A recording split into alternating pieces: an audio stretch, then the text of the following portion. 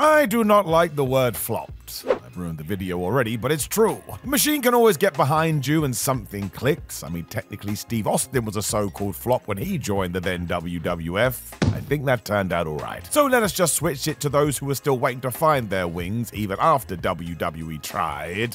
I believe in you though, damn it. I am Simon Miller, and let's go. Number 10, Austin Theory. I mean, you can hear me talk about this on my ups and downs reviews. We just need to treat Austin Theory a little bit differently. I get that he's easy to hate because he's a looker and carved out of stone, but do you remember what he did on NXT? That's the Theory I want on the main roster. Just a bit of a lovable goof. I think Triple H realizes this because he was pulling the NXT strings then, and we have teased turning Austin for what feels like years now. I think when we try properly, it's gonna work. If nothing else, none of this was really his fault, because when it was time to go hard, what did we do? We told Theory his story was all about a giant gold egg. It's not a joke either. That is what we chose to do. Pray tell why this failed to catch on. So sure, it's fair to say round 1 was not as expected, and that US title run wasn't great, but I believe, like Bo Dallas, watch this space. Number 9, Wardlow. It just doesn't make sense. I would say on at least 2 occasions we were good to go with Wardlow, and we didn't follow through. I don't want to speculate as I don't know, but it is weird.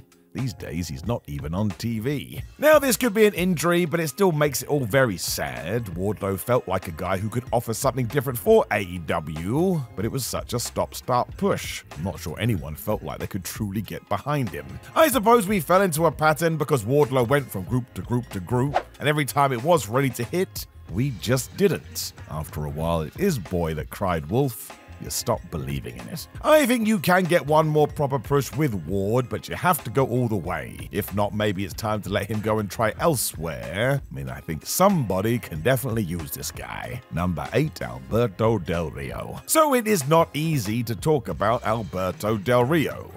Go and Google, that is a horrible story. The truth is though, when WWE brought him in, they wanted Del Rio to be their new Mexican babyface. Given he had size, management were even more excited. You know the deal. Rey Mysterio is too small. So stupid. Every time we did try this, however, it did not work. Alberto was never accepted as a good guy, and while his heel run was alright, it wasn't at the level those in charge wanted. Then we got rid of Ricardo Rodriguez, which was an integral part of the act. We did it all wrong. Del Rio was also the dude that used his Money in the Bank briefcase to stop CM Punk's title reign in 2011. That was really dumb. Nobody should have done that. The less said about we the people, the better, and yeah, WWE honestly thought Alberto would be a WrestleMania main eventer. He was not. Number 7, Sin Cara. So it always sounds like there was some political warfare when it came to the debut of Sin Cara. He was touted as Triple H's first major signing as he took over his talent relations role.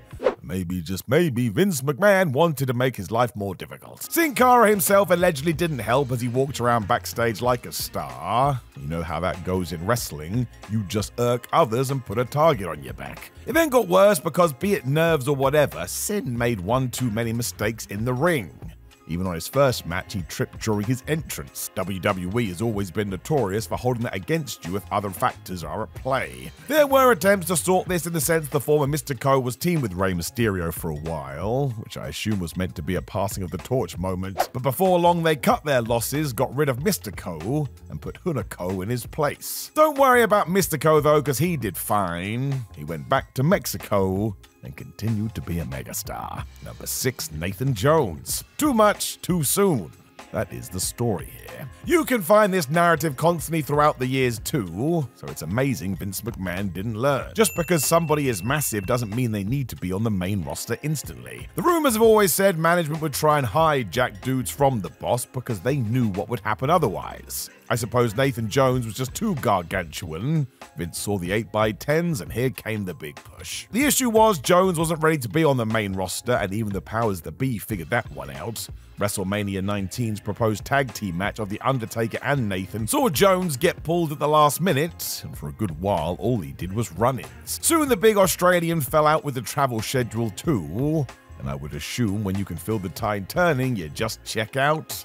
That's exactly what happened. With more time, who knows what the story would be today, although if you do care, Nathan Jones went on to have a pretty decent career in Hollywood. That is not too shabby. Number 5, Ronda Rousey. Now, I would say the jury is still out on this one. It all depends how you look at it. Ronda herself has talked about how she would have preferred the Logan Paul treatment when it came to her matches, in the sense she would be allowed to rehearse beforehand. The difference was Rousey was basically a full-timer for a while, and there's no time for a run-through when you're on the road making towns. It's why the super pros called it in the ring when they had to. It's a very demanding industry. Her first run was pretty good, and that Mania debut was awesome, and even the weird Becky Lynch-Charlotte Flair triple threat was fine. We just overcooked the pudding, and the finish didn't work. It was when Ronda returned for round 2 that it never really re-clicked. Rousey pitched idea after idea to those in charge who clearly saw things differently. Therefore, the on-screen fallout felt off. I mean, just go and listen to any Ronda interview about this. She was not happy. I still think she brought new eyes to the WWE, so you can't say it was a total bust. Just feels like she needed to be approached in a certain way, and that didn't happen, which I kinda get. She wasn't an experienced wrestler with years of reps under her belt. There's also the whole should she have been a good guy or should she have been a bad guy discussion. What a wild time this was. And before, Jack Swagger. WWE must have done something right with Jack Swagger. I love the guy. This was way back in 2011 when I was already doing wrestling podcasts. I would get behind him every single week. He was slightly goofy, but it worked. Swagger made himself stand out. The problem was after he won the Money in the Bank briefcase at Mania 26 and cashed it in to become the world champion, he was never actually pushed like a world champion. That old chestnut. Instead, like many before him, Jack was given what was considered the secondary major title, and therefore lost this allure. If you want fans to believe in somebody as the guy, you have to treat them like the guy. That's basic mathematics. We've already mentioned the We the People stuff, as Swagger was caught up in that too. And just in case you did miss it, it was not good. Jim Ross was certainly somebody high on this man, but yeah, he only had an okay run in WWE, and there really was a time when it felt like we were going to make a proper go at it. We didn't. Number 3, Mr. Kennedy. Sorry. So this one was good to go. Not only was Ken Kennedy going to get the push, but everybody was behind this. He could work, he could talk, he was over, let's get it on. Vince McMahon was impressed too and got the Money in the Bank briefcase on him, and at one point he was going to be Vince's son.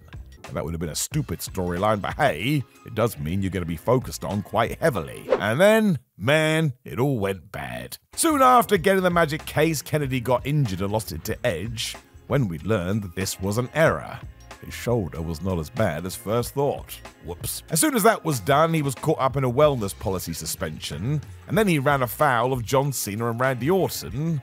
Apparently they thought he was unsafe in the ring. This was 2009, and I suppose a telling off from the main eventers was enough for WWE to change their mind, and Kenneth was let go. This really was crazy. We all thought he was going to be the champ. He did have a decent run in TNA, but let's be honest, when he was doing that, most assumed Kennedy would be headlining WrestleMania. Oh, what could have been.